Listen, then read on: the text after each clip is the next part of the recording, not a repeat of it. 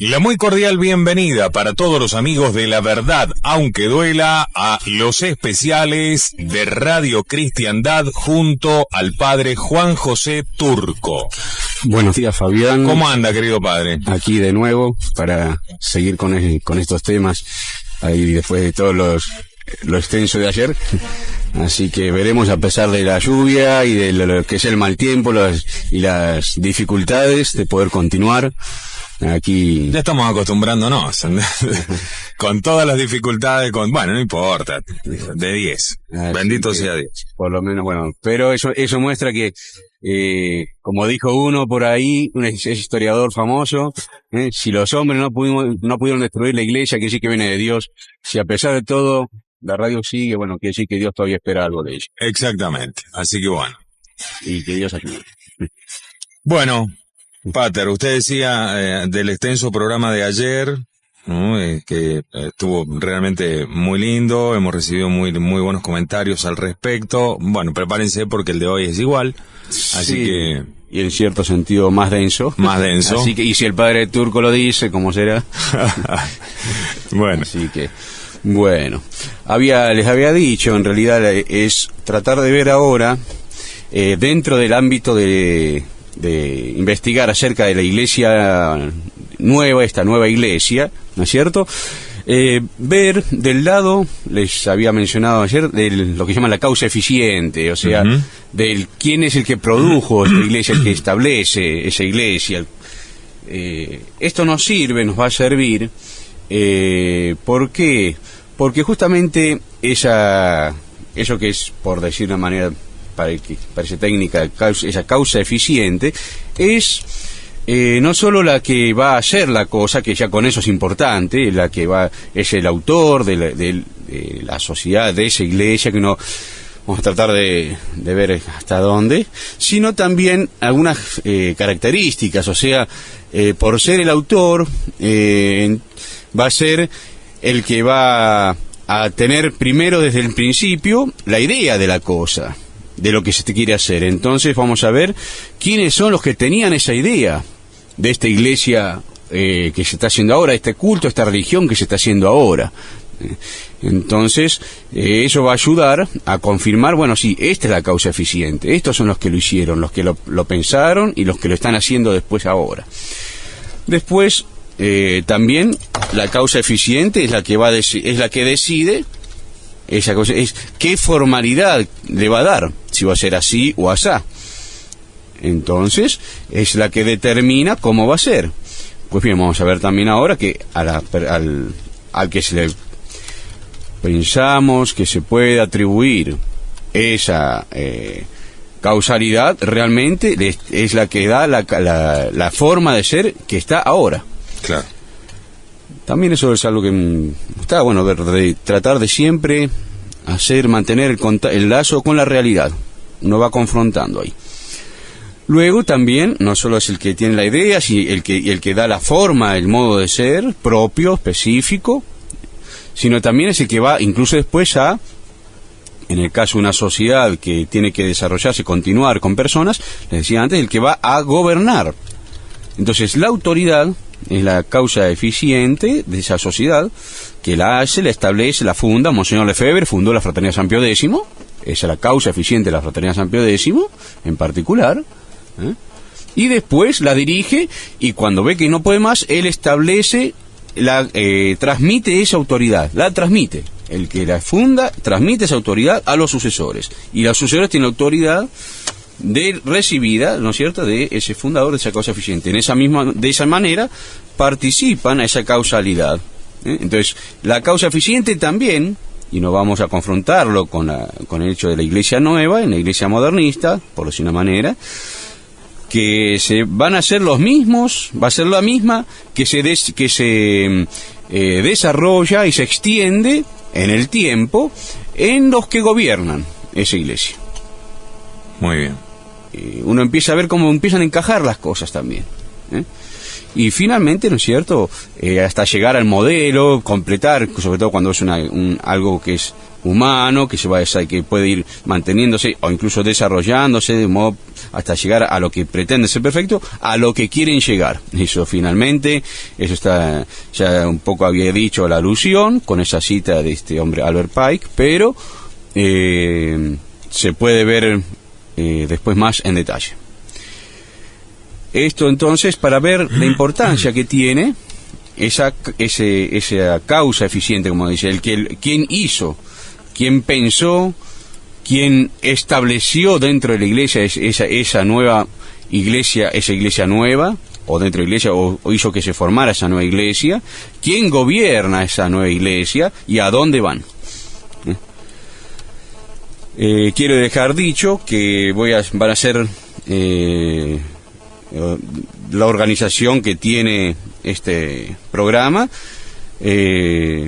son todos textos tomados de una obra, de un libro, están entresacados de un libro, La Iglesia Eclipsada, que fue editada por los Amigos de Cristo Rey, creo que en el año 1997 salió editado en Francia. Está en francés, pero se puede conseguir en internet. No conozco, si hubiera por ahí alguna versión española en castellano, pues bien, facilitaría, yo no la conozco. Voy a tratar de ir usando el texto francés, pero de todas maneras se puede conseguir, se puede encontrar. De hecho, yo lo conseguí. Si quiere, incluso se lo puedo pasar aquí a Fabián, bueno, para que lo pongan como o lo ponen para que quisiera después confrontar los textos, e incluso es mucho más. Yo voy a entresacar de allí. Perfecto. Entonces, eso que valga como introducción. Lo que vamos a ver aquí entonces es cómo esa causa eficiente de esos que quisieron hacer la iglesia, que quieren hacer la iglesia nueva, cómo la fueron preparando, luego cómo ejecutaron esa preparación, y finalmente cómo esa ejecución se está desarrollando todavía, no llegó a culminar. Entonces podemos ver como una tercera parte cómo se va a desarrollar del momento de ahora en adelante, lo que veo como en este momento hasta en adelante, hasta finalmente el cuarto punto, que sería más llegar al culmen, cuando ya se establece definitivo y plenamente esa iglesia a la que están preparando ahora, con realmente el establecimiento de el reino del anticristo, con el culto del anticristo.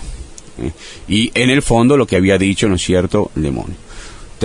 Esperamos terminar, todo esto es bastante extenso, una conclusión realmente de esperanza, de decir, a pesar de todo, la iglesia verdadera, la iglesia católica no desaparece. Pero no es que quiere decir que se mantiene en la estructura de la iglesia oficial, sino que, como decíamos, señor Lefebvre, la iglesia católica somos nosotros. Ustedes no son católicos, dirigiéndose a Roma, dirigiéndose a lo que estaba en Roma. Incluyamos, señor Lefebvre mismo, hace años. Entonces la iglesia va a permanecer y sí va a tener el último triunfo con la venida, con nuestros señores. Por eso que uno tiene la esperanza ahí. Si no, uno cae en confusiones, en errores, como escuchaba hace un momento, hace un rato. Es decir, tener la esperanza de que la iglesia va a subsistir, que las puertas del infierno no van a prevalecer, es verdad, y nosotros lo tenemos, y tenemos que tenerlo porque es católico, porque es de fe. Pero no aplicarlo a donde no se tiene que aplicar, a donde no es. Ese es el error de algo que estaba escuchando hace un rato, por ejemplo. Que vea eso, que se vea eso. ¿Qué estaba escuchando, padre? Un audio que estaban pasando por la radio hace unos momentos. Bueno, por esta radio estaba escuchando. Pero que es una conferencia que parece que que dirá cosas muy buenas, pero que daba la idea de que la iglesia, justamente, como no lo dice expresamente, pero como no va a desaparecer, entonces tenemos que tener la esperanza a pesar de todo. Apliquémoslo bien, ¿no es cierto? Apliquémoslo bien en eso. Punto. Entonces, para comenzar, Primero vamos a ver justamente la causa eficiente. Lo primero que tiene es la idea, el ejemplar. Entonces, ¿cuál es esa idea? Y cómo la prepararon. Primer punto, entonces dentro de esta primera parte de la preparación, el primer punto que voy a tocar es para mostrar que el inspirador de esta idea es expresamente el mismo demonio Satanás. Comenzando con los textos de esta obra de la Iglesia Eclipsada, cita aquí en un lugar a Pío IX en el texto a los obispos de Italia del 8 de diciembre de 1849, y quiero hacer mención de estas fechas también para que tengan en cuenta cómo toda esta revolución no es del año 60, no es del año 40 tampoco.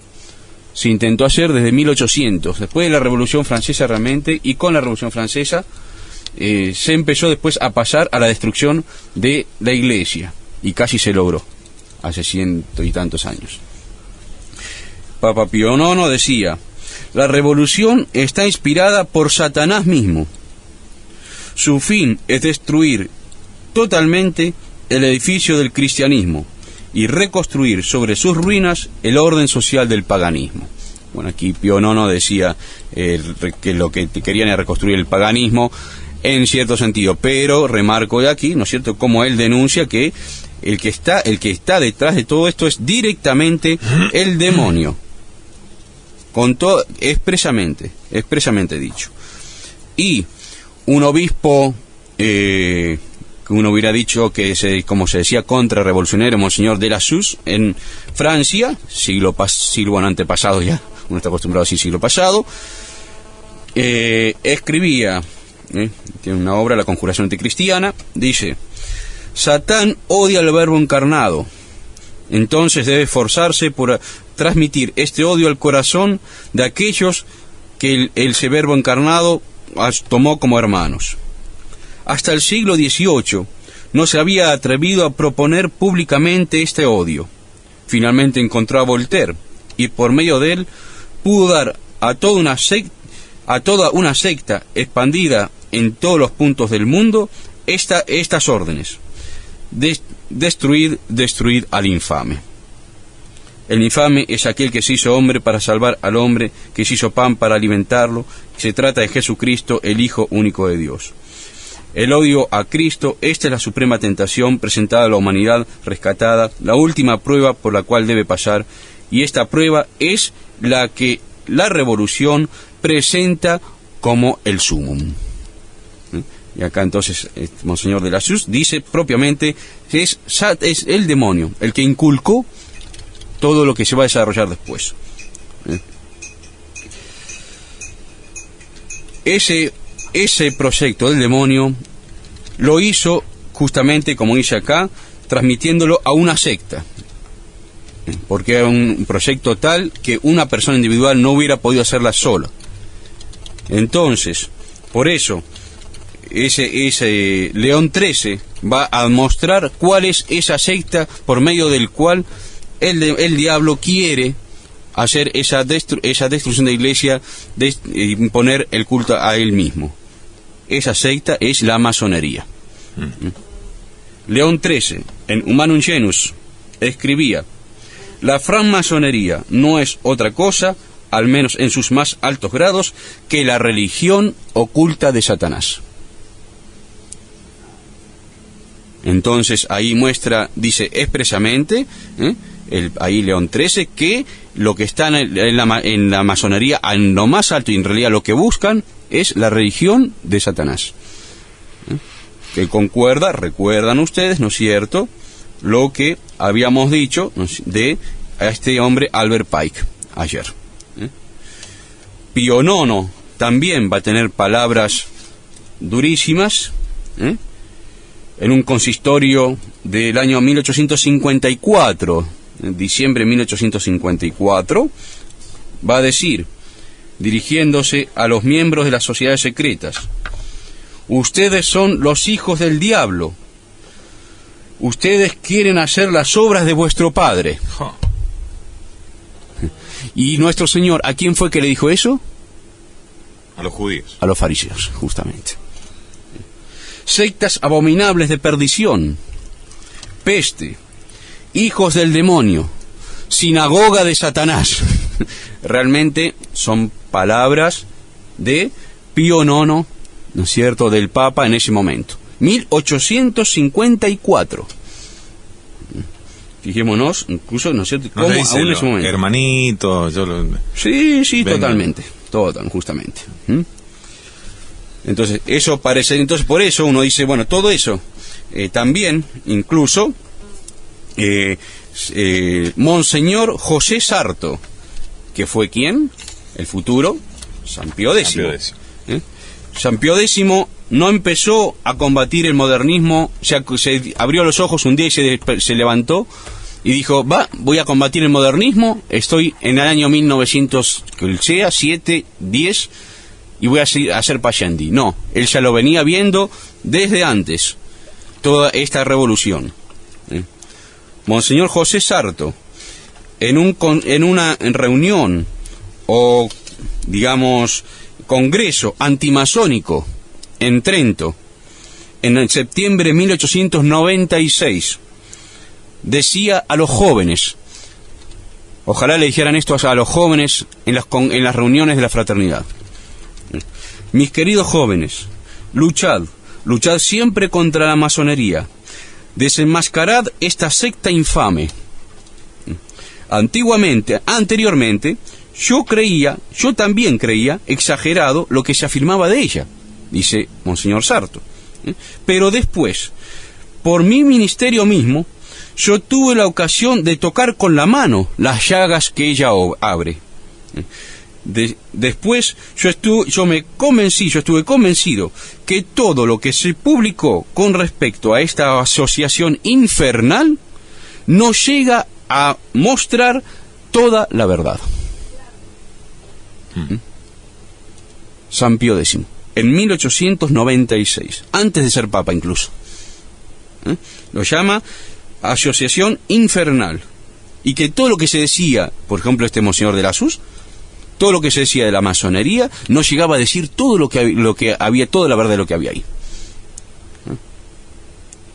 Pío IX, de nuevo, en una encíclica Et Simulta Luctuosa, 21 de noviembre de 1873. Algunos de entre ustedes, venerables hermanos, podrá sorprenderse de la guerra que se hace a nuestra Iglesia Católica y que haya tomado tan grandes proporciones. Pero aquel que haya comprendido el carácter, las tendencias, el fin de las sectas que se llaman que llaman a ellas mismas masónicas o que toman otro nombre, si se las compara con el carácter, la naturaleza, el desarrollo de esta lucha declarada de la Iglesia en casi toda la superficie de la tierra, no podrá sin duda ver más que la calamidad presente atribuida a aquellos de los que se compone la sinagoga de Satanás. Aquellos de los que se compone la sinagoga de Satanás, cuyas fuerzas reunidas, como un ejército en orden de batalla, marchan desplegando sus estandartes al asalto de la Iglesia. Lo llama, esas sectas son las que de las que se compone la sinagoga de Satanás, dice Pío IX también. Entonces, justamente uno diría, bueno, ahí eran exageraciones de los papas, lo que dicen los masones. No, es mentira, nosotros somos gente buena, somos filantrópicos.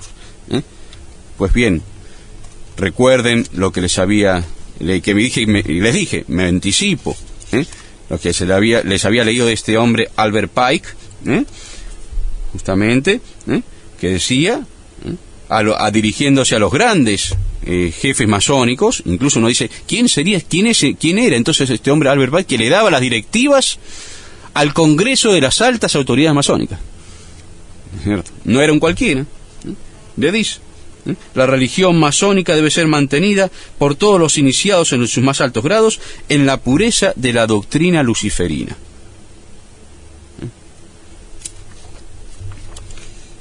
Entonces uno ve ahí que todo lo que podían llegar a decir los papas era verdad. Justamente este Albert Pike es también el fundador de un rito luciferino, parádico luciferino, dice, que estableció un consejo de 13 grandes jefes que formaban el poder oculto, y que decían ellos que recibían las directivas y el poder, las órdenes, directamente de Lucifer. Donde estaba este Albert Pike. Pues bien, finalmente se quiere para otro papa, Clemente XII, en una carta una carta secreta que dirige a los obispos como anexo a una bula in eminenti, hacia 1740 aproximadamente, dice: todo católico tiene que tener antes que nada la fe y creer las verdades reveladas. Toda teoría o doctrina que está en contradicción con la fe católica es para nosotros falsa y mentirosa. Un católico que la profese y que se la une por un juramento para profesarla y propagarla es un mal católico. Más aún, es un no católico, es un apóstata y un seguidor del anticristo. Sigue más abajo: la existencia de Dios será contradicha por la razón humana, y la razón humana, fin en sí misma, después destinada a desaparecer con la muerte física, será el verdadero y único Dios de un universo creado solamente para la gloria del hombre y su razón. Tal es la verdadera doctrina de los francmasones, que niega la existencia de Dios, haciendo una burla de tomarla como símbolo. ¿Cuál es el Dios que, negado por esta misma razón, que ellos colocan en el centro del universo, es el supremo arquitecto del universo? Donde haya una cosa superior, necesariamente hay algo subalterno, pero los que se llaman a sí mismos masones y sus colaboradores directos y necesarios del arquitecto participan a su actividad, no sus hijos y servidores. Entonces ellos se consideran como los continuadores y los colaboradores de ese gran arquitecto del universo. Al mismo tiempo son los bloques, los ladrillos, con los cuales se construye día a día este universo, en el centro del cual no hay otro Dios sino la razón humana, verdadero artesano según su doctrina. Sigue más abajo: los tiempos vendrán y muchos de entre ellos acabarán por confesar su ateísmo. Pero vendrá también el tiempo en que esos espíritus se liberarán de sus lazos y se rebelarán de tanto orgullo y tanta presunción que llegan a decir que esta secta es satánica porque ellas defienden doctrinas que contienen el pecado de Lucifer. Entonces ahí el Clemente XII lo que tiene interesante es que muestra ese gran arquitecto del universo, y que también, aún con la excusa, como les había dicho ayer, con la excusa de propiciar un culto a la razón, en el fondo es el culto al demonio, es satánico, es el culto satánico, mejor dicho. Pues bien, el Papa también, León XIII, va hacia 1825 aproximadamente, va a denunciar que hay un proyecto, que esta secta, esta masonería tiene un proyecto para hacer instaurar ese culto al demonio. Dice el Papa León XIII, dice que es absolutamente cierto que a pesar de la diversidad de los nombres que iban a tomar las sectas, los grupos, dice: hay una unidad de todas las sectas por un proyecto infame, según el cual estos hombres y que la van a hacer son los mismos que a los cuales no dudaron a llamarlos nuestros nuestros padres, llamarlos los hijos primogénitos del diablo. Entonces León XIII, ahí incluso lo que sigue agregando es primero que tienen un proyecto, un plan, y los que los quieren hacer, dice, estos que los quieren hacer son los mismos a los cuales nuestros padres no dudaron en llamarlos los primogénitos del diablo. Cuando dice nuestros padres, en la iglesia, ¿quiénes son los padres de la iglesia? Los santos padres. Ahora bien, León XIII al decir esto, refiriéndose a los santos padres, en ese momento la masonería tal como la conocemos ahora no existía. Supuestamente fundada en 1717, ¿no es cierto? Pero de todas maneras, tal como se conoce, no existía. ¿Qué es lo que existía en ese momento y a los cuales los santos padres llamaban los hijos primogénitos del diablo? La sinagoga de Satanás. Claro. León XIII estamos diciendo ahí, de un modo indirecto, estos que están haciendo la revolución ahora, que tienen este proyecto, son dirigidos, en el fondo son los mismos de esa sinagoga de Satanás, de esa sinagoga.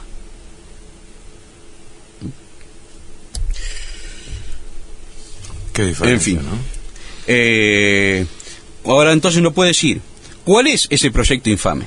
¿Cuál es el proyecto que tienen que tienen estos masones? Recibido de Satanás, recibido directamente en las altas esferas luciferinas, que ellos mismos dicen que reciben la doctrina directamente de Satanás, como decía este Albert Pike, que tenía este Albert Pike. Pues ese proyecto infame, ese proyecto es infiltrarse en la iglesia para destruirla, hacer otra iglesia masónica e instaurar en última instancia el culto del demonio. Hay un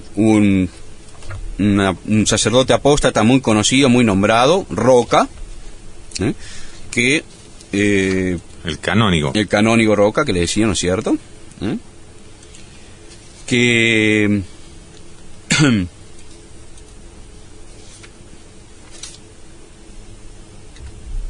Que decía, hablando de, él dice, hablaba de un concilio que iba a llevar a la iglesia a la simplicidad de la era de oro. Y este canónigo Roca anunciaba, incluso esto es actual, es en este momento que se está haciendo, con Bergoglio,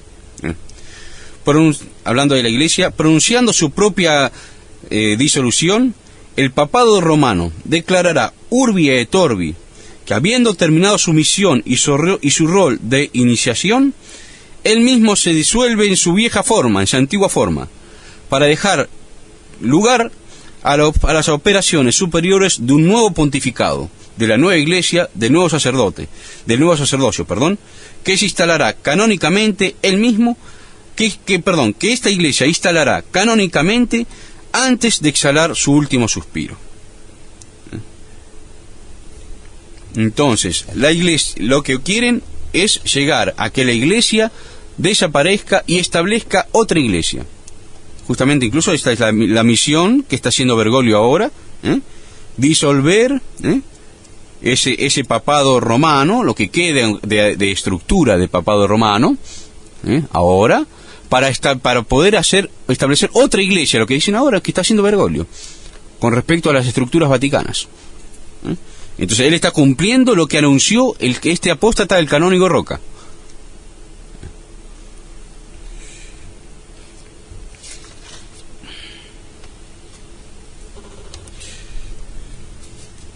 Que siempre con respecto a los masones, a uno le queda como dando vuelta el tema acerca del conocimiento supuestamente profético de los eventos del futuro, y en realidad lo que ocurre es que eso es un demostrativo de todo el plan llevado adelante con total éxito, ¿no? Y que justamente uno ve es lo que se está cumpliendo. Claro. Y entonces a posteriori yo veo, lo que se está cumpliendo responde a ese plan. Entonces evidentemente los que lo hicieron, los que están haciendo ahora son estos mismos. Exactamente. Por eso decía, la causa eficiente de esta iglesia son propiamente estos masones que tienen ese culto luciferino.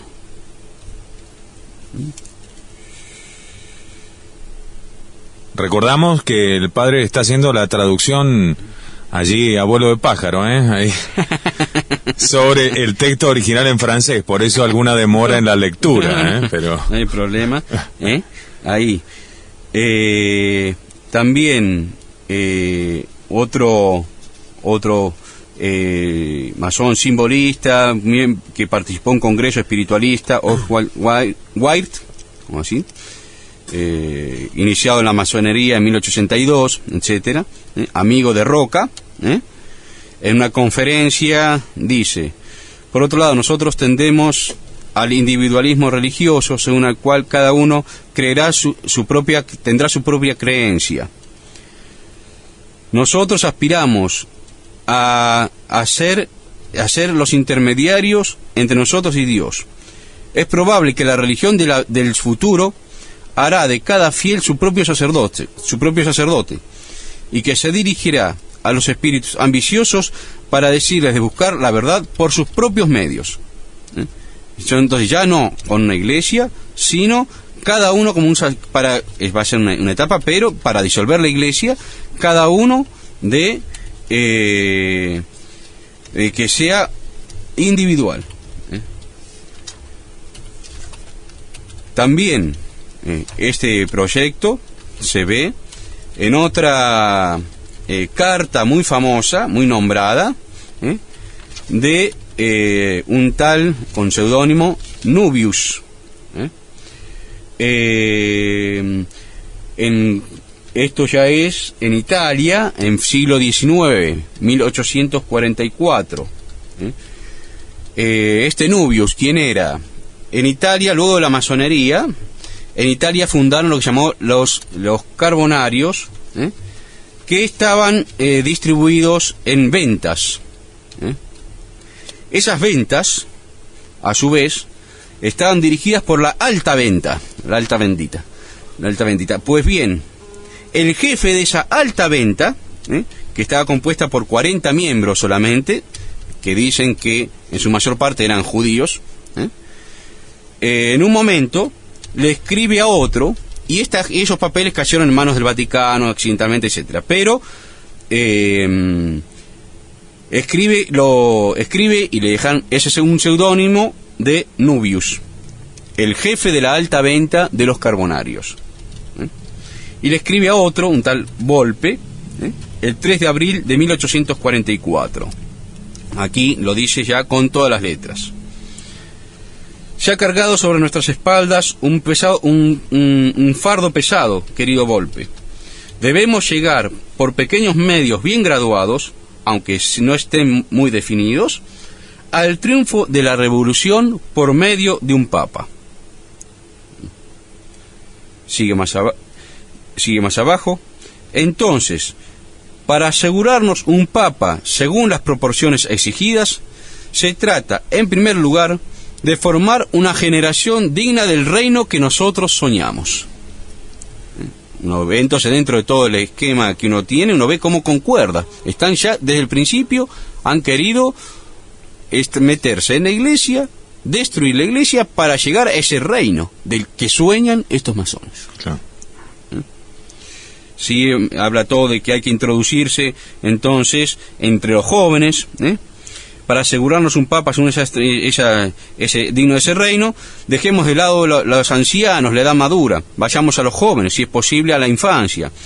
A estos jóvenes que hay que ir, es con ellos que debemos ocuparnos, pues, para que ella, sin dudar, quede bajo las banderas de las sociedades secretas.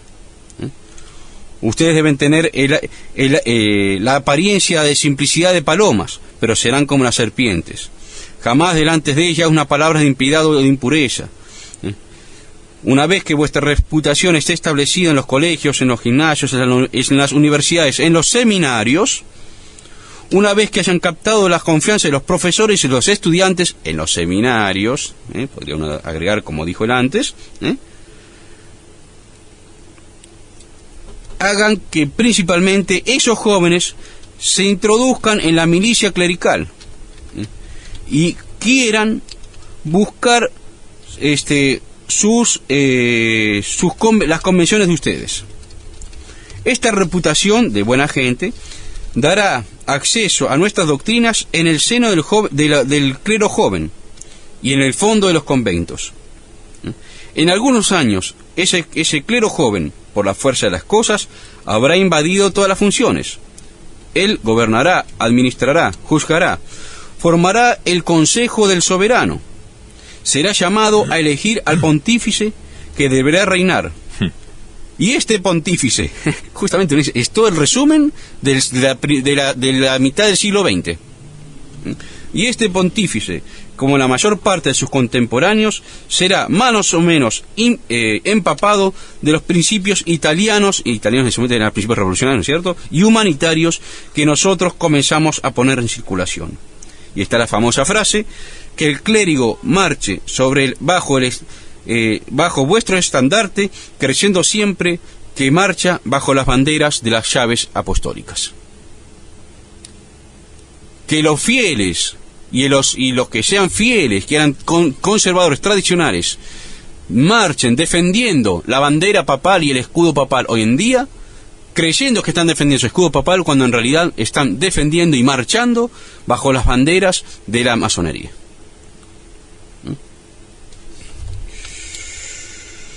Y también Weishaupt, creo que se pronuncia así, el fundador de los Illuminati, en el siglo XVIII, por eso dije, esto viene estaba preparándose del siglo XVIII, podemos ver también qué función tuvieron los Illuminati. Decía, es interesante para nosotros tener escuelas ordinarias, muy importante ganar los seminarios eclesiásticos y sus superiores. Con todo ese mundo, nosotros tenemos la parte principal del país. Nos ponemos de nuestro lado los que son los grandes enemigos de la innovación. Y, sobre todo, con los eclesiásticos, el pueblo y la gente común se encuentra en nuestras manos.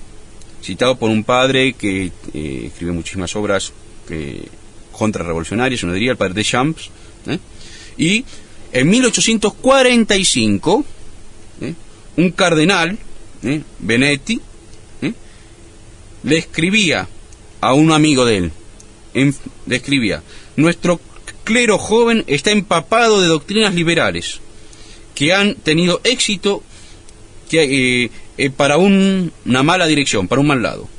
Los estudios serios son abandonados. En 1845, un cardenal en Francia decía que el clero joven estaba empapado de doctrinas liberales. Estamos hablando de 1845. Continúo con esta carta de Nubius, en 1844. Dice después más abajo, le escribe a ese otro Volpe, dándole las directivas. Ustedes, esta párrafo también es famoso, lo usó Monseñor Lefebvre. Ustedes predicarán una revolución en tiara y capa, marchando con la cruz y la bandera. Una revolución que no tendrá necesidad de ser más que de ser poco a poco impulsada para prender el fuego en los 4 rincones del mundo. Lo que tenemos que pedir antes que nada, lo que debemos buscar y esperar, como los judíos esperan al Mesías, es un papa según nuestras necesidades. Es necesario llegar a la revolución por medio de un papa. Realmente, justamente Monseñor Lefebvre, por eso el libro que tenía Monseñor Lefebvre, ¿no es cierto?, le destronaron, ponía, ¿no es cierto?, la revolución de tiara y capa, en tiara y capa. Monseñor Lefebvre ya había leído esto también, y era consciente de la realidad de los que estaban, contra todos los liberales que hay en la fraternidad en ese momento. Y este mismo Nubius, este mismo Nubius, en otra instrucción, dice, nuestro objetivo final es aquel de Voltaire, de la Revolución Francesa, el aniquilamiento para siempre del catolicismo e incluso de la idea cristiana. Otro autor más, Fogazzaro, autor de Il Santo, ya en 1905, ¿no es cierto?, condenado, modernista, puesto en el Index, en un libro, La Masonería Católica. Y aquí nos dicen un cierto número de católicos en Italia y fuera de Italia que los eclesiásticos y laicos que desean una reforma de la Iglesia. Nosotros la deseamos sin rebelión, obrada por la autoridad legítima. Claro. Es increíble, ¿no? Estas cosas. Nosotros deseamos reformas en la enseñanza religiosa, reformas en el culto, reformas en la disciplina del clero, reformas también en el gobierno supremo de la Iglesia. Bergoglio. Mejor dicho, Pablo VI. Bergoglio. El concilio. Sí. Para esto necesitamos crear una opinión que conduzca a la autoridad legítima a obrar según nuestros deseos. No será esto en 20 años, 30 años, 50 años. Lo escribió en 1905. Sigue. Además eso, ¿no? En esa visión hacia adelante, en ese tiempo que iba a pasar, donde ellos no iban a ver el resultado directo, sí, pero aún así se glorían de haberlo conseguido, aunque ellos no lo vean. Exactamente. Y que van ejecutando ese plan de su padre. Claro, qué odio, ¿no? Realmente es el odio. Entonces uno se da cuenta de lo que es la iglesia actual, la iglesia oficial actual, perdón. Y acá incluso también agrega otra cosa Fogazzaro, va a hablar de una, justamente por ese título de masonería católica, de una masonería dentro de lo católico. Antes de fundar una francmasonería católica, yo considero que habría que esperar el sujeto de esta reforma, etcétera. Pero ya está hablando de hacer una secta dentro de la iglesia. Y San Pío X lo va a denunciar. En 1910 tiene un motu propio que dice, los modernistas, incluso después de la encíclica Pascendi, él dice, después que yo les condené y les tiré Pascendi, incluso después de la encíclica Pascendi, dice San Pío X, después que la encíclica Pascendi les quitó la máscara con la cual se cubrían, no abandonaron sus deseos de destruir la paz de la Iglesia. No han cesado, en efecto, de buscarlo y de agruparse en una asociación secreta, clandestinum fedus, dice, de nuevos adeptos. Entonces San Pío X, por eso después va a hablar, ¿no es cierto?, que ya el veneno corre en las venas de la Iglesia, dentro de la Iglesia. Él decía, y uno lo junta con esto de Fogazzaro, y como estaban índices, en un libro que fue conocido, San Pío X dice, estos han fundado una sociedad secreta en grupos dentro de la Iglesia, en 1905-1910. Ahí.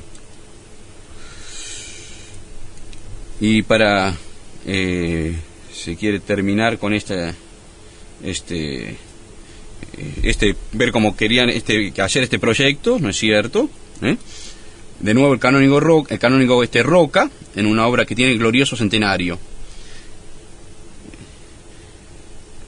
Esta nueva iglesia, aun cuando ella no puede ser conservar de la disciplina escolástica y de la forma rudimentaria, no deba conservar la disciplina eclesiástica y la forma rudimentaria de la antigua iglesia, sin embargo, recibirá de Roma la ordenación y la jurisdicción canónica.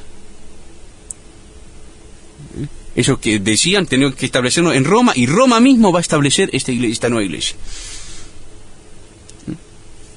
Glorioso centenario, página 462 y siguientes. Y uno puede decir, esto es también lo que está haciendo Bergoglio ahora. Está dejando la forma rudimentaria de la antigua iglesia, lo que dice con esta que dejar de dar las estructuras, para establecer una nueva iglesia. Después vamos a ver qué tiene características. Entonces uno ve, aún ahora Bergoglio lo que está haciendo no es inocente. Es esa etapa del plan que tienen los masones. Claro. Me adelanté un poco, pero ya queda dicho. Y hay otro que muestra que es todo un plan. Saint-Yves de Alveidre, hablando de esa iglesia. El fin es la glorificación de Dios en el hombre. Este es un gran iniciado. Dice, el fin es la glorificación de Dios en el hombre, del hombre en Dios. Ese término divino al cual, a través de todos sus cultos, los conduce la religión universal. Pero los menos reflexivos de mis correligionarios romanos, él considera que ya tenía correligionarios romanos, dirán, esto será el fin de la Iglesia romana. ¿Cómo puede ser? ¿Por qué? No habrá cambiado nada, según las apariencias, en esta Iglesia. El soberano pontífice continuará en ser su patriarca. Su jerarquía y sus enseñanzas particulares permanecerán intactos. Ella no tendrá más que realizar su propio programa católico, antisectario, antipolítico, universalista, pero obrado ya usar toda esa estructura dirigida por los masones.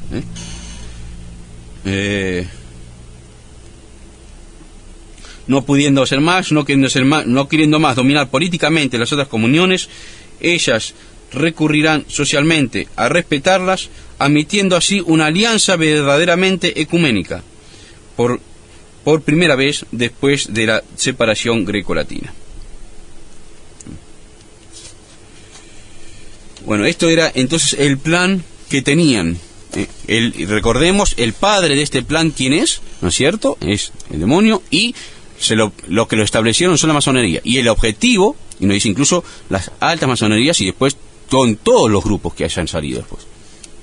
Llámense Illuminati, llámense esa alta venta, Carbonarios con las alta venta, llámense posteriormente los que llevan hoy actualmente la dirección, los que quizás no conocemos, que son poderes ocultos. Después vamos a ver una cita que es realmente que hace temblar. Solamente para mencionar de pasada, les decía todas estas citas de 1800, justamente la Revolución Francesa se hizo para destruir el poder político, que lo que quedaba de poder político católico, y de esa manera que quede más fácil sacarle fuerza a la Iglesia y poder después pasar a la Iglesia. Después de destruir el trono, poder destruir el altar. Y esa era la función de los Illuminati.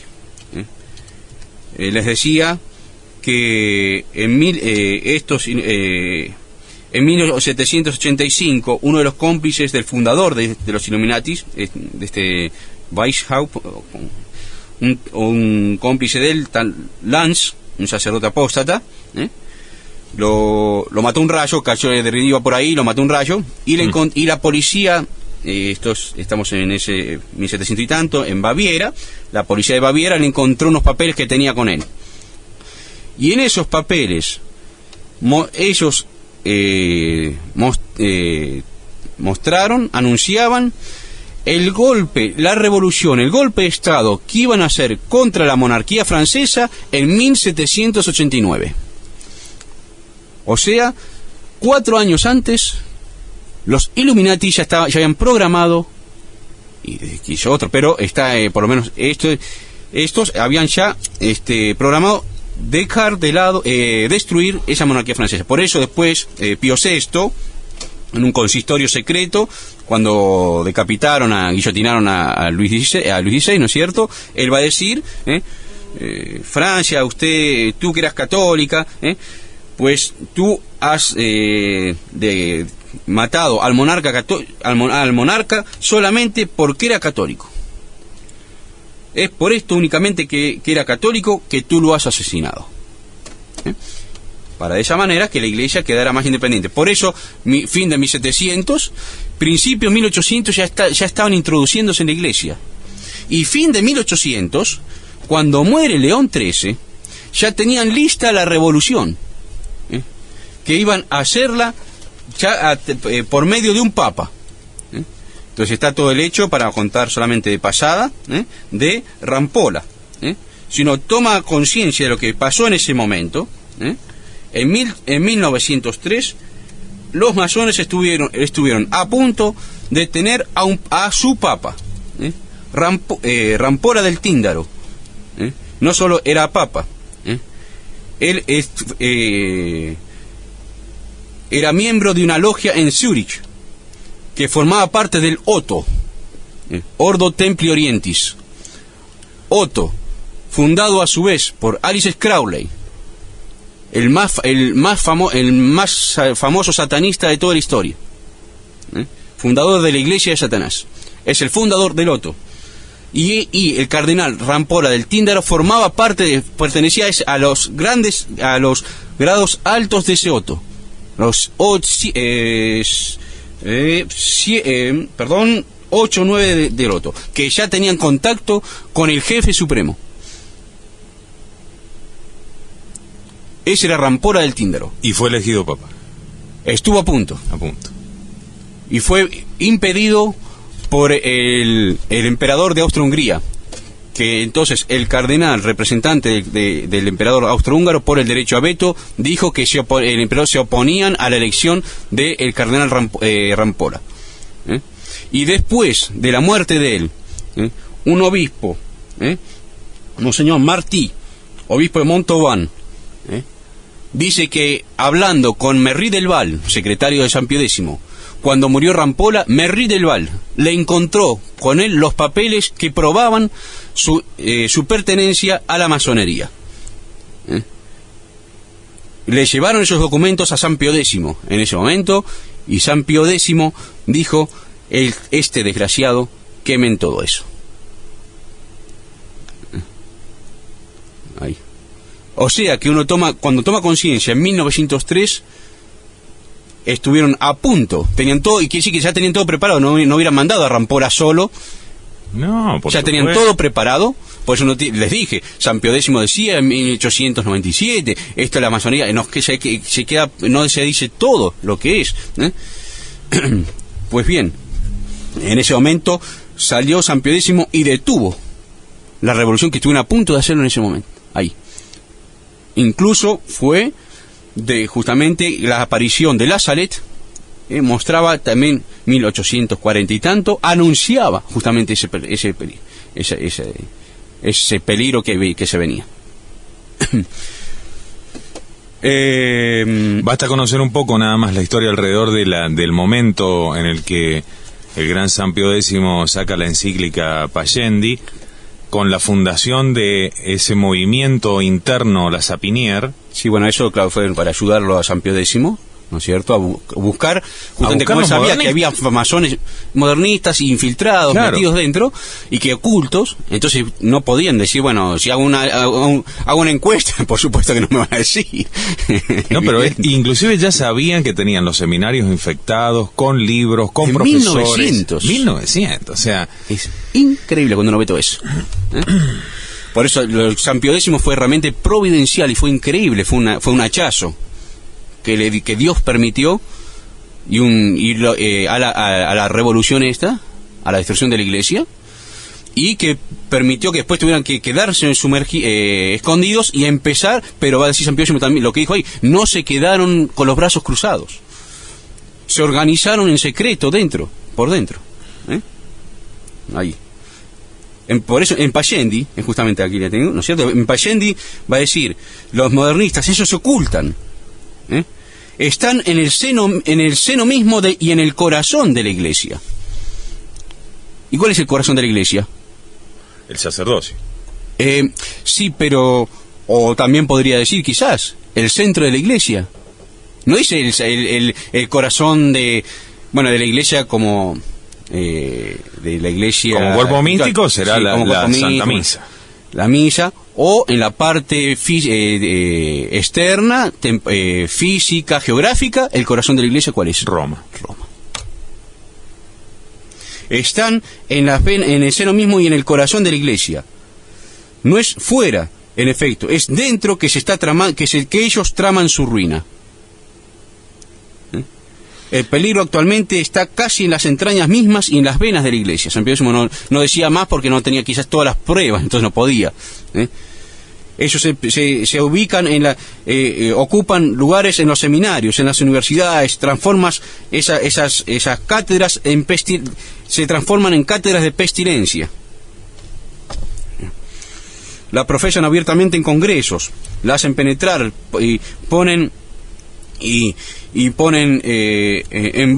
la ponen en boga en las instituciones sociales. Que ahí tendremos un gran tentáculo. Claro, él sabía. Yo les corté la cabeza, corté cabezas y los denuncié y los frené, pero igual están metidos ahí. Muy bien, San Pío X. Para continuar, porque tenemos muchísimo. Después de San Pío X, los modernistas y todo esto, y no solo los modernistas, que uno diría la parte, de teorías, que no, era realmente un plan para destruir la iglesia. Se quedaron ocultos ahí. 1923, entre San Pío X después hasta llegar al concilio.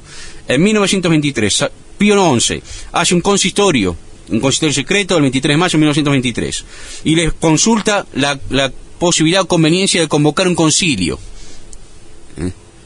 Más allá de Pío XI, lo que se vaya a decir o no. El cardenal Villot, Villot, había dicho mal, con B larga, se opuso, y decía, expresó sus temores de ver al concilio manipulado por los peores enemigos de la iglesia, los modernistas, que se aprestan, que ya se preparan, como lo muestran indicios ciertos, a hacer la revolución dentro de la iglesia. Un nuevo 1789, objeto de sus sueños y sus esperanzas. O sea, el cardenal Villot... Hay que ir reteniendo todas estas cosas, porque todo esto lo veremos después aparecer ya a la luz, desembosadamente, en estos últimos pontificados. Cuando Benedicto XVI sale y dice, hemos hecho el 1789 dentro de la iglesia, Yves Congar, etcétera, etcétera. Claro, ¿no? Yves Congar, que decía, fue la Revolución Pacífica de Octubre. Impresionante. ¿Y por qué 1789? Porque ahí fue la Revolución Francesa, fue sacar la autoridad en el plano civil, sacar lo que destruye la autoridad dentro de la iglesia. La democratización, la horizontalidad. Que la autoridad sea revolucionaria. A partir de 1789, la autoridad civil en la Revolución Francesa pasó a ser, aunque en lo que tenía, autoridad católica, y pasó a ser autoridad revolucionaria. Con la Revolución Francesa, con Napoleón, y etcétera, etcétera. Y los derechos humanos. Etcétera, etcétera. ¿No es cierto? Decir que voy a hacer 1789 dentro de la iglesia, voy a hacer esa misma revolución, y que la autoridad se transforme en autoridad revolucionaria. Y Cardenal Villot lo tuvo claro y lo dijo. Fue por eso que se opuso el Cardenal Villot. En 1923. Y después seguía.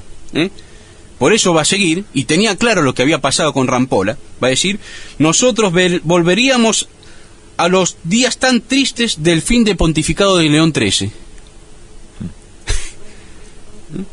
Y el comienzo de aquel de Pío X. Veríamos incluso algo peor, lo que sería la aniquilación de los felices frutos de la encíclica Pascendi, que los reducirían al silencio. Déjeme hacer un paréntesis, porque usted mencionaba recién ahí con un término que quizás para la gente que está escuchando y no está metido en este tema, resulte de su propia autoría. No hay peor enemigo para la iglesia que un modernista. Sí. Son palabras de la encíclica Pascendi del último Papa Santo, de San Pío X.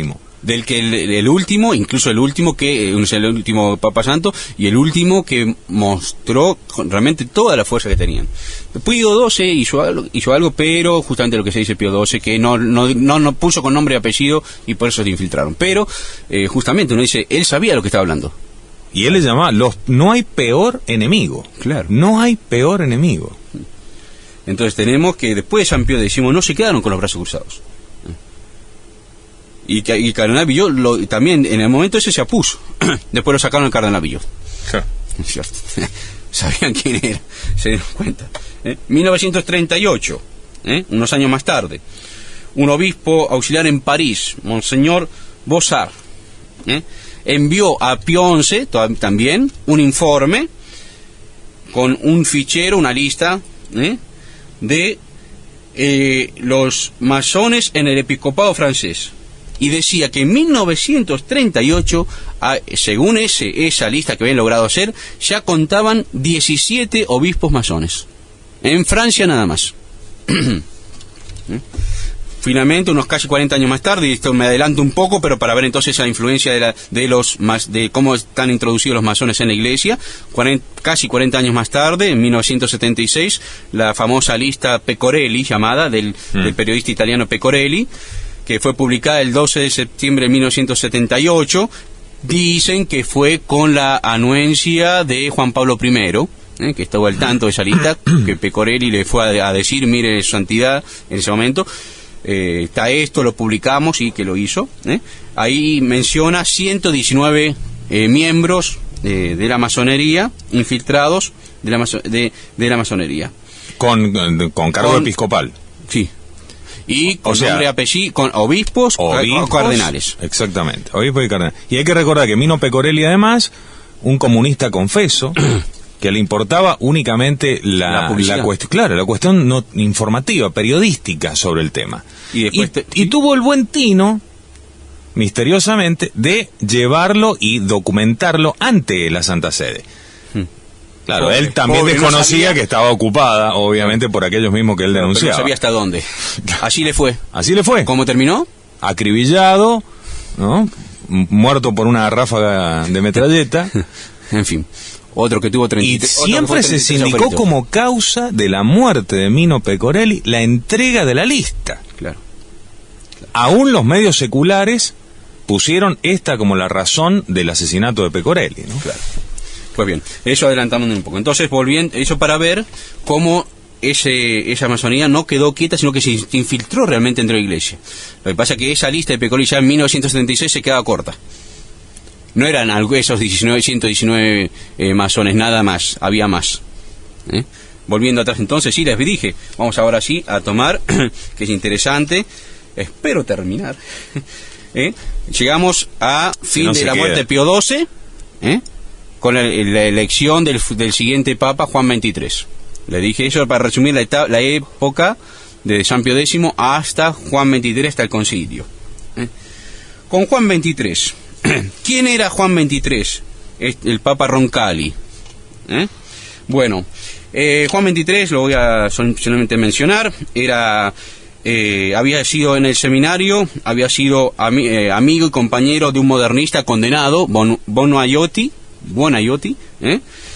amigo después también de otro, desde 1924, de un modernista, Don Baudouin, Lambert Baudouin. Claro, que fue después el que es de los que empezaron a hacer la revolución en la liturgia, con el movimiento litúrgico, desde 1924, comunista, en Grecia le decían el Papa Rosso, claro. El Papa Rojo, le decían a Juan XXIII, y masón. Para decir esto, primero, pruebas, Juan XXIII, masón. Malachi Martin, el conocido sacerdote, ¿no es cierto?, jesuita, le preguntan, y en una entrevista que le hicieron en Nueva York en 1996, y él ahí dice,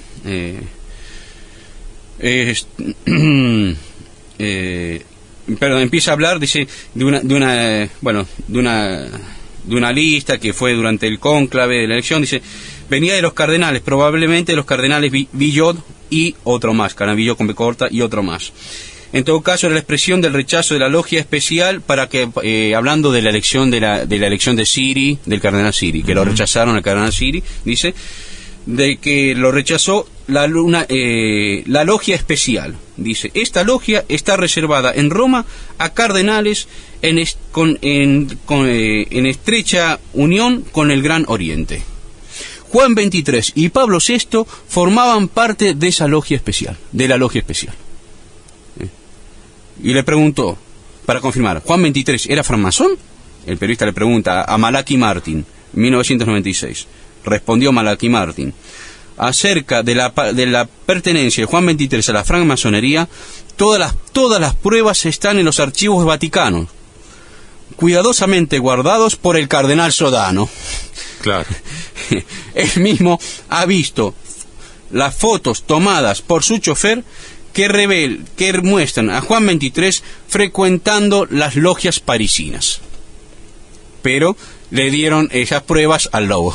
El lobo estaba cuidando el rebaño. En fin. Entonces, pero Malachi Martin dice ahí, primera prueba, ¿no es cierto?, que Juan XXIII era francmasón desde París, desde su estadía en París. Después, un tal Ayala Ponce. Este Ayala Ponce es tiene un libro, Introducción a la Francmasonería. Es un grado 33 de rito escocés. Y cuenta en ese libro, Introducción a la Francmasonería, Jaime Ayala Ponce, dice: hace algunos años, el célebre francmasón profesor Sierra Partida, se llamaba así, Sierra Partida, quiso publicar en los diarios nacionales, esto es si no me equivoco, en México, una copia del acta de entronización en una logia de París, en las cuales se dejaba ver que los profanos Angelo Roncalli y Giovanni Montini habían sido conducidos ese mismo día para ser iniciados a los augustos misterios de la cofradía. Dicho por este francmasón grado 33, Ayala Ponce. Hay que, por supuesto, la prensa nacional rechazó publicar semejante cosa. No sabían con quién se metían. Y el profesor mismo lo hizo copias para hacerlas circular en los círculos masones de su país. Angelo Roncalli y Giovanni Montini, más conocidos bajo el nombre de Juan XXIII y Pablo VI, hicieron numerosas reformas en el culto católico a fin de adaptarlos a los tiempos modernos en que vivían. Si algún fanático, algún ultraconservador, algún fanático dudara todavía de lo que yo estoy diciendo de esta primicia, le preguntaría la razón por la cual Juan XXIII decidió abolir la bula de excomunión que existía todavía hasta antes de ser el sucesor de San Pedro. Entonces le pregunto, entonces, ¿por qué fue que Juan XXIII anuló la bula de excomunión de la francmasonería? Otra cita. En el Congreso Mundial de Francmasonería, celebrado en México, octubre de 1982, entre los miembros, esto es terrible, entre los miembros circulaba una oración de Juan XXIII. Del texto de esta oración, en el Congreso de la Francmasonería, texto de esta oración, el que tiene oídos para oír, que escuche. Oración de Juan XXIII, publicada en el jornal en el periódico de Ginebra, edición del 9 de agosto de 1966, transcrito al italiano en otro periódico. Dice así: Señor y gran arquitecto, nos humillamos a tus pies e invocamos tu perdón por nuestro error pasado, cuando todavía estábamos en vías a reconocer a nuestros hermanos francmasones como tus hijos de predilección. Nosotros todavía luchábamos contra el libre pensamiento y no habíamos comprendido que el primer deber de una religión, como lo afirma el concilio, es de reconocer incluso el deber de no creer en Dios. Nosotros habíamos perseguido a todos aquellos que en tu propia iglesia se estaban alejando del camino de la verdad y se inscribían en las logias, ignorando todas las injurias y amenazas. Sin reflexionar, habíamos creído que un signo de cruz era superior a 3 puntos que forman una pirámide. Por todo ello, te pedimos perdón, Señor, gran arquitecto del universo. Por todo ello te pedimos perdón, Señor, y te pedimos que nos hagas comprender que un compás sobre un nuevo altar puede significar tanto como nuestros antiguos crucifijos. Amén. Pues bien, por eso dije, es más que evidente. Otro texto que también es increíble y que muestra el poder de la masonería en la iglesia. Un tal Franco Bellegrandi, que era el camarero de capa y espada, se dice, del Papa, cuenta que dice en en una obra que escribió el que se llama Nikita Roncalli, dice: a la época del concilio se difundió entre los padres una publicación que acusaba de ilegítima la elección de Juan XXIII porque fue querida por la francmasonería, e indicaba a Roncalli como perteneciendo a esa secta desde los años de su nunciatura en Turquía. Aquí Franco Belgrandi dice que fue desde la nunciatura en Turquía, pero quizás en realidad fue lo que dicen más es que fue en París, como lo dice ese otro francmasón, ¿no es cierto?, que decía que incluso junto con con Montini. Sí, de hecho siempre se sindicó ese papel que cumplió en Ankara como un castigo dado justamente por su pertenencia, que lo sacaron de lado porque por lo menos modernista. Claro. ¿No? Como modernista, condenado, mandado a Ankara, habiendo perdido la sede patriarcal de Venecia, sí, claro, que era ya papabile de por sí. Claro, lo corrieron. Y aún así llega al pontificado. Increíble. Sí. Otro, un gran maestro del Gran Oriente de Italia, Virgilio Gaito. El 18 de diciembre de 1993, en una entrevista con 30 Giorni, dirigida por Giulio Andreotti. Giulio Andreotti, Calvi, decía que Giulio Andreotti era la verdadera cabeza de la logia P2. Pues bien, este Andriola... Calvi, ¿quién es? El que termina muriendo, sí, por la causa del Banco Ambrosiano. Sí, con el Banco Ambrosiano, sí. Entonces, le preguntan: ¿usted cree que hay sacerdotes y logias del Gran Oriente? Se dice que ciertos cardinales son hermanos. El gran maestre respondió, Virgilio Gaito, el gran maestre respondió: probablemente. Yo no conozco. Se dice, claro, él dice así, se dice que Juan XXIII fue iniciado en la masonería cuando era nuncio en París. Yo cuento lo que se dice, lo que me ha sido dicho, perdón. Por otro lado, en sus mensajes, yo he tomado numerosos aspectos propiamente masónicos. Escucharle hablar que hay que poner el acento en el hombre me agradó mucho. Entonces, bueno, este gran masón del Gran Oriente de Italia, claro, lo dice de esa manera, pero tanto esos otros testimonios. Ahora, ¿quién era? Entonces Roncalli, para que nos demos una idea, cuando llega al pontificado. Antes del pontificado, les decía, esa elección de Juan XXIII ya estaba preparada antes de ser elegido. En un boletín masónico, Ecos de lo Sobrenatural, publicado en diciembre, el número de diciembre del 61, enero del 62, cuenta, en lo que mira al concilio, yo le escribí al cardenal Roncalli, antiguo nuncio en París, con fecha del 14 de agosto de 1954. Entonces, 14 de agosto de 1954, para anunciarle su futura elección al papado y pedirle una reunión en su país natal en vista a estudiar su primer trabajo, el concilio.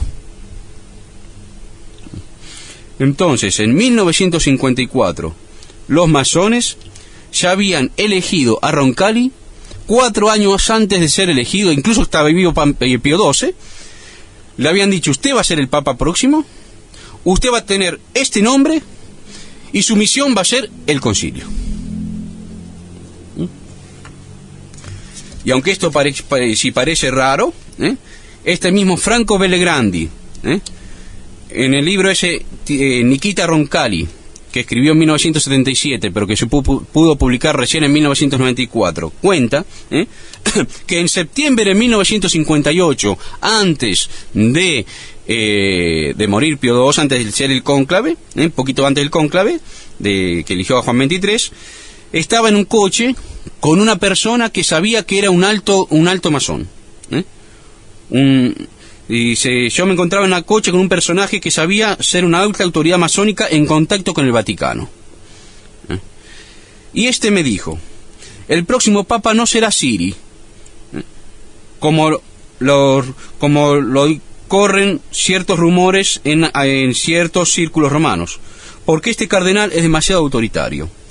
El próximo, él será elegido un papa de la conciliación. Ya fue elegido el patriarca de Venecia, Roncalli.